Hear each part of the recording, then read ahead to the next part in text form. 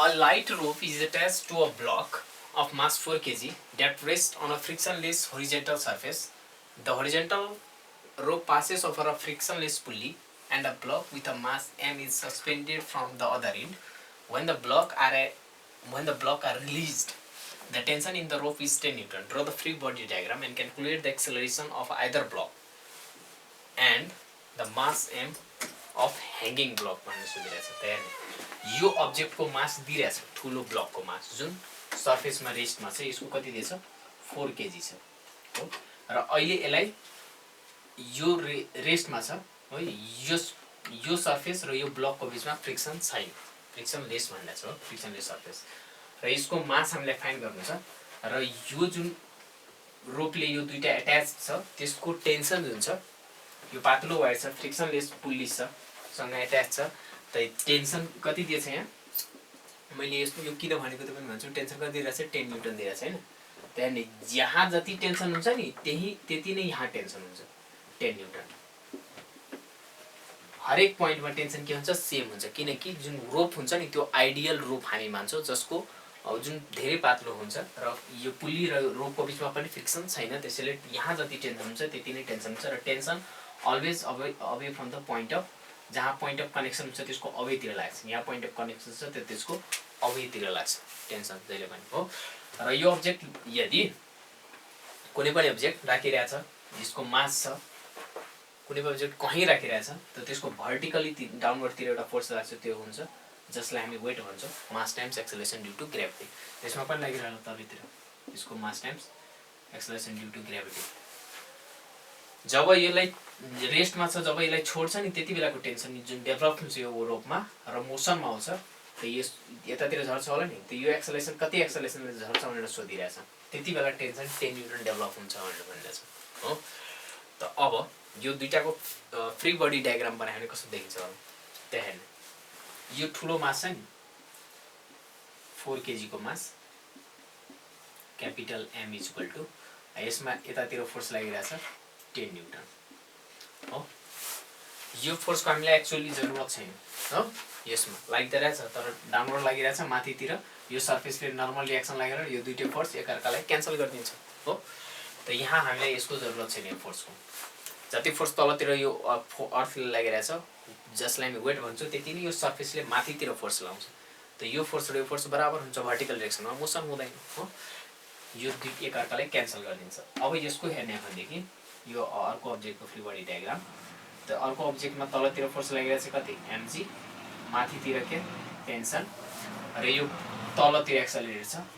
र यो यतातिर एक्सेलरेटर दुईटै रोपले बाँधिएको छ त्यसैले दुईटैको एक्सेलरेसन के हुन्छ सेम हुन्छ हो र यतातिर झर्छ होला नि एक्सेलरेसन यतितिर हुन्छ हो त यो यसरी मुभ गर्छ यो ब्लक यतातिर मुभ गर्छ हो त अब हेर्ने यो त सिम्पली अब्जेक्ट देखिरहेछ नि जुन यो अब्जेक्ट छ यसको मास 4 केजी छ 10 न्यूटन फोर्स लागिरहेछ त्यो अब्जेक्ट यतातिर मुभ गरिरहेछ त हामीलाई के थाहा छ कि यसको जुन यसमा जुन फोर्स लागिरहेछ फोर्स इक्वल टु यसको मास टाइम्स एक्सेलरेसन हुन्छ कि हुँदैन त यसमा जुन फोर्स लागिरहेछ यो के हो टेन्सन इक्वल टु 10 न्यूटन हो के त यसमा जुन फोर्स लागिरहेछ यो अब्जेक्टमा त्यो फोर्स इक्वल टु यसको मास टाइम्स यसको एक्सेलरेसन हुन्छ कि हुँदैन त यसमा जुन फोर्स लागेको छ कति छ 10 न्यूटन हो या यसरी लेखे पनि हुन्छ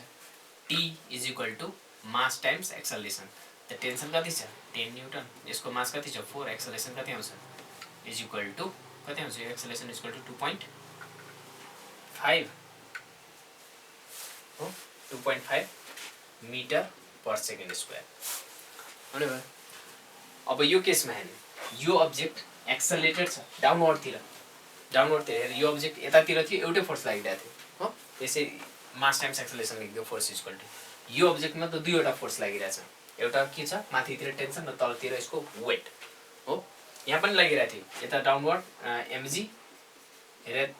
माथितिर नर्मल रिएक्सन त यो एकअर्काले क्यान्सल गरिरहेको थियो हो किनकि यो डाइरेक्सनमा एक्सेलरेसन थिएन acceleration force equal to mass times acceleration हुन्छ जब बडी एक्सेलरेसन नै 0 छ भनेदेखि जब बडी मुभै गरिरहेछ नि तब फोर्स हुन्छ हुँदैन नि 0 हुन्छ फोर्स 0 हुनु भनेको यो अब्जेक्टमा यो फोर्स र यो फोर्स के छ बराबर छ एकअर्काले क्यान्सल गर्दिन्छ हो त्यसैले यो फोर्स र यो फोर्सलाई हामी हेरेनौ यहाँ अब यसमा हेर्ने भनेदेखि यसमा माथितिर फोर्स लागिरहेको छ, तलतिर यो फोर्स लागिरहेको छ र यो एक्सेलरेटेड छ डाउनवर्डतिर डिरेक्सनमा। त जब एकभन्दा बढी फोर्स दिएको हुन्छ त त्यसमा नेट फोर्स निकाल्ने हो। त त्यति बेला जुन हुन्छ त्यो हुन्छ net force is net force. अब यसमा नेट फोर्स कता कुन डिरेक्सनमा लागेर होला त जतातिर फोर्सको डिरेक्सन हुन्छ, एक्सेलरेसनको डिरेक्सन हुन्छ त्यतितिर फोर्सको डिरेक्सन हुन्छ हो। त एक्सेलरेटेड बडी यतातिर छ डाउनवर्डतिर, त डाउनवर्डतिर नेट फोर्स होला। भन्न खोजेको यो अब्जेक्टमा जुन नेट फोर्स एक्ट गरिरहेको छ त्यो डाउनवर्ड डिरेक्सनमा एक्ट गरिरहेछ। त जतातिर नेट एक्सेलरेसन हुन्छ त्यतितिर नेट फोर्स एक्ट गरिरहेछ। भन्न खोजेको तलको फोर्स बढी होला यो फोर्सभन्दा। यो बडीमा दुईवटा फोर्स लागिरहेछ र बडी डाउनवर्ड डिरेक्सनमा गरिरहेछ। भन्न खोजेको यो फोर्स के होला बडी यो भन्दा। त नेट फोर्स होला कति mg माइनस t। एउटा नेट यहाँ force equal to mass times acceleration. त नेट फोर्स अब हेर्ने यो अब्जेक्टमा यो यसको मास टाइम्स यसको मास m छ र यो डाउनवर्डतिर एक्सेलरेसन छ के को कारण नेट फोर्सको कारण हो। त नेट फोर्स इक्वल टु यसको मास टाइम्स यसको एक्सेलरेसन हुन्छ। त net force equal to mass times acceleration mg minus t।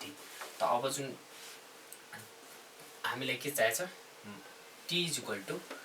Tension is equal to के लेख्न सकिन्छ mg माइनस ma लेख्न मिल्छ। त tension is equal to mg minus a लेख्न मिल्छ। टेन्सन कति छ 10 न्युटन हो इज इक्वल टु मास कति दिएछ यसको मास हामीलाई फाइन्डै गर्नु छ हो। यो अब्जेक्टको मास हो नि, ठुलो अब्जेक्टको मास दिएको थियो। एक्सेलरेसन 10 लिने,